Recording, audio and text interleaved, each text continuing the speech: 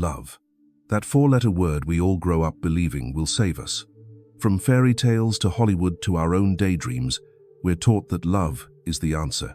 That when it finds us, or when we find it, everything else will finally make sense. At first, it feels like magic. Butterflies in your stomach, stolen glances, the gentle excitement of a text message that makes your heart skip. You feel alive in a way you never have before. Music sounds better. The world looks softer.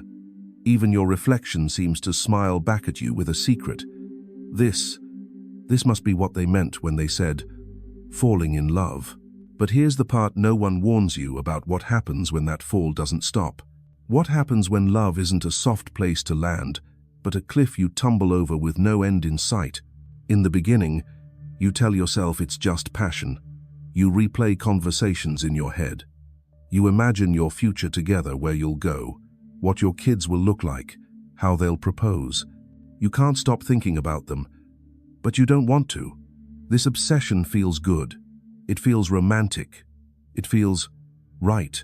This is where it begins. And this, according to Carl Jung, the legendary Swiss psychiatrist, is where the shadow creeps in. He believed that inside each of us lives a shadow self, a part we don't want to see or admit to.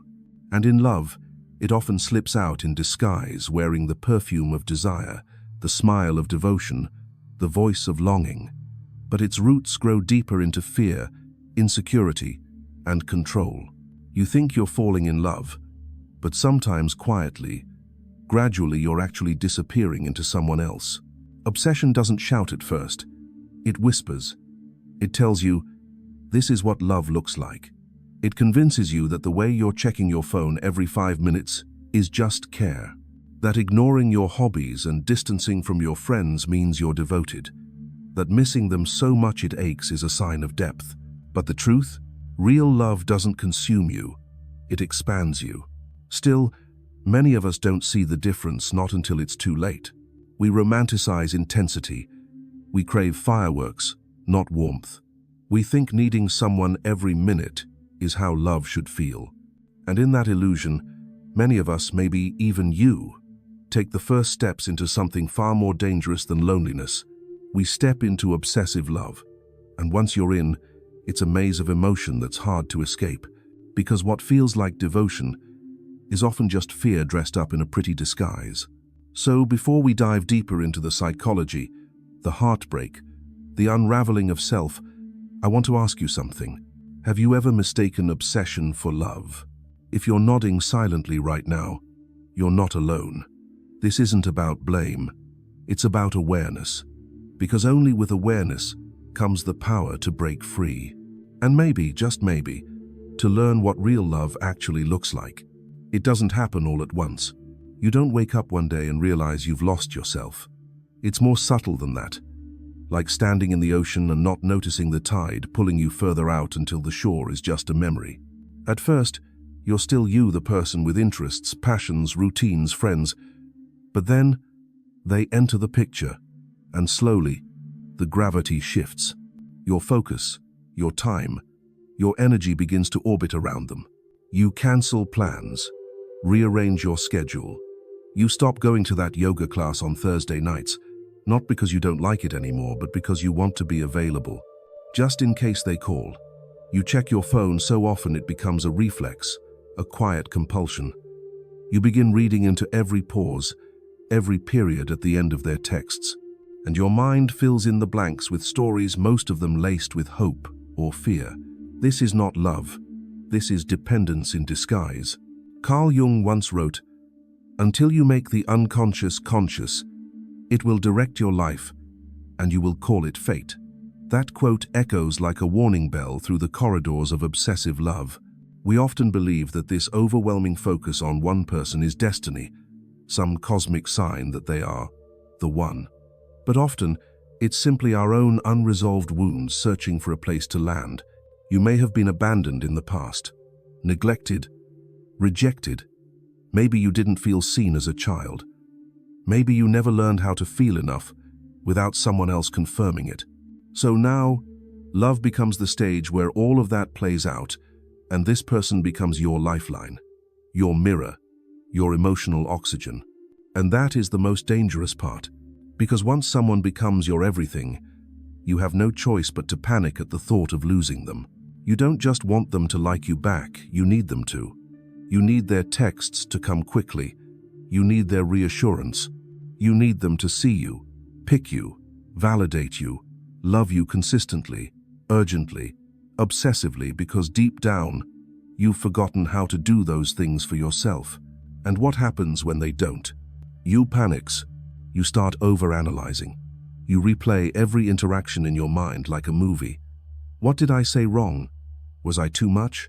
Not enough? Why didn't they text back right away? Are they with someone else? You try to be what they want. You adjust. You shrink. You bend. Because your worth isn't rooted in you anymore, it's rooted in them. And here's the heartbreaking truth. Even if they do love you, it will never be enough. Because obsessive love isn't fed by real connection. It's fed by the need to be filled endlessly, desperately, by something outside of yourself. So the question becomes, how long can you keep running on empty? And when will you finally ask yourself what it is you're really chasing? Because chances are, it's not just love. It's a sense of safety, a sense of being seen, a sense of finally feeling like you matter. But no one, no matter how perfect they seem, can give you what you've denied yourself. This isn't about judging you. This is about bringing light into the shadows Jung spoke of, the ones we pretend don't exist, but control us just the same. And as we continue, you'll begin to see how obsession turns not just inward, but dangerous. To you and to them. There comes a moment, quiet but sharp, when love crosses an invisible line. What once felt like care begins to suffocate. What felt like passion begins to burn. And what felt like closeness begins to blur into control. Maybe it begins with innocent questions. Who were you with? Why didn't you text me back sooner? Why are you still talking to them? At first it sounds like concern, but underneath it, buried just below the surface, is fear. Deep, raw, unspoken fear. Fear of being left, of being replaced, of not being enough. And so, you tighten your grip. You check their social media. You scroll through old posts looking for names, dates, clues. You read comments and wonder what they really mean. You feel your chest tighten when they like someone else's photo or mention a coworker too often. And then you tell yourself, it's just because I care. But care doesn't look like suspicion. It doesn't sound like ultimatums. It doesn't feel like walking on eggshells for either of you. Carl Jung understood that when we don't own the darker parts of ourselves, jealousy, insecurity, rage, we project them outward. We see threats where there are none. We create enemies out of shadows.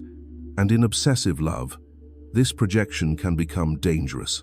You start needing more of their time, more of their attention, more of their love. But no matter how much you get, it never feels like enough. So you begin to demand. Not with fists or screaming, not always, but with silence, with guilt, with emotional withdrawal. You punish them for the love you don't feel, not realizing the absence may be coming from inside you. Sometimes it escalates. You cancel your own plans just to be available for them. Then you start expecting them to do the same. You feel hurt when they can't, angry when they prioritize anything else, their job, their friends, even their family. You stop seeing them as a person and begin seeing them as a role they must play, the one who fills the gap, the one who makes you feel whole. And when they don't, or worse, when they start to pull away, your world cracks. You cry, you rage, you panic, you beg. Or maybe you threaten to leave, hoping it will scare them into staying. But control, no matter how it's wrapped, isn't love. And deep down, you know it. Still, it's hard to stop, because obsessive love doesn't just want to be loved, it wants to be needed. It wants to be everything. And that's a weight no one can carry for long. The tragedy is that your worst fear, being abandoned, often becomes a self-fulfilling prophecy. The more you grip, the more they retreat. The more you demand, the more they resist. Until one day, they're gone, and you're left with the silence. But in that silence is a truth we rarely speak out loud. Sometimes, the person we're most obsessed with isn't even who they truly are. It's who we want them to be, who we need them to be. The dream, the fantasy, the fix. And when reality breaks that illusion, the fallout is brutal. But it's also the beginning of waking up. Because once you realize that what you've been chasing isn't love, it's control born from fear, you're finally free to choose something else. Something gentler, something real. There's a moment, sometimes loud, sometimes silent, when everything collapses. You don't always see it coming. Or maybe you do, but you've been pretending not to. You've ignored the red flags, the pit in your stomach, the people telling you they're worried. You've told yourself, it's just a rough patch. They'll come back around. They love me. They have to. But deep down, you felt it unraveling. The texts become shorter. The time between replies grows. Their tone shifts, ever so slightly, from warmth to distance. And when you reach out, you can feel it, the absence, the edge, like they're already halfway gone. And then, they are. Maybe they say the words, "I can't do this anymore." Or maybe they just drift, one day at a time, until the silence becomes permanent. Either way, it hits you like a wave you didn't brace for. You beg, you cry, you scroll through old photos, old messages, old memories. You replay conversations over and over, dissecting every sentence, every emoji, every pause. You wonder what you did wrong. You wonder how you could get them back. You wonder how you'll survive without them. And here, in the aftermath, obsession reaches its peak. Some people lash out, they show up uninvited, send a barrage of messages, call in the middle of the night just to hear a voice, any voice. Others go inward, shutting down, falling into depression, struggling to get out of bed, skipping meals, skipping life. Either way, you are not you anymore. You are the version of yourself that exists only in proximity to them. And without them, you feel like nothing. Carl Jung might say, you've been swallowed by your shadow. You gave so much of your identity to this love, this person, this fantasy that now, stripped of it, you don't know who you are. And the grief is not just about them. It's about the you that no longer exists. The you that vanished in the process of becoming someone for someone else. This is the most dangerous place to be. Not because of what you might do, though that risk is real, but because of what you might believe. You might believe you're unlovable. You might believe you'll never feel whole again. You might believe that pain like this means you were meant to be together. But here's what you need to hear. Heartbreak is not proof of a great love. It's proof of great attachment. And attachment, especially when rooted in fear, isn't love. It's survival disguised as romance. This is the breaking point. Not just in the relationship, but in you. It's where your old patterns scream the loudest, where your need to fix, to chase, to earn love goes into overdrive. But it's also where something else begins. Awareness. For the first time, you might begin to see the pattern, not just with this person, but with the ones before them. The same ache, the same desperation, the same unraveling. You begin to realize, maybe it's not about them at all. Maybe it never was. Maybe the story you've been living of not being enough, of needing someone to complete you, isn't yours. Maybe it's something you inherited, something life taught you before you knew better. And maybe, just maybe, this pain is the door. Not the end, but the start. There is a strange kind of silence that follows destruction. Not the loud, echoing silence of heartbreak, but something softer, something still. It's the space where the noise of obsession finally begins to fade, and in that fading, something stirs. A question, not about them, but about you. Who am I without this? It's terrifying at first, because for so long, your sense of worth was wrapped around someone else. You built your emotional foundation on their attention, their love, their presence. Without it, you feel hollow, uncertain, like a stranger to yourself. But that emptiness, that space that feels like loss, is where healing begins. Carl Jung believed that individuation, the process of becoming your true self, begins when we integrate our shadow, not deny it, when we stop running from our pain and instead invite it in, when we realize that our longing wasn't just for another person, but for our own wholeness. And so, you begin to look inward, not with blame, not with judgment, but with curiosity, with compassion. You start to remember things you once loved: music, art, nature, the quiet thrill of being alone without being lonely. You start to rebuild routines, slow, clumsy steps that belong only to you. You begin to understand your triggers, your patterns, your wounds, not to shame yourself, but to reclaim your story. You stop waiting for their message. You stop checking their social media. You stop creating imaginary versions of conversations that will never come, not because it no longer hurts, but because you finally understand the pain isn't about missing them. It's about missing the version of you that believed love had to hurt to be real. You begin to redefine what love actually is. It's not the anxiety of waiting, not the ache of needing, not the rush of intensity. True love, the kind that lasts, is spacious, gentle. It allows both people to breathe, to grow, to remain whole. And here's the most powerful realization of all. You can give that kind of love to yourself. You can show up every day, not perfectly but honestly. You begin talking to yourself differently, with tenderness, with truth.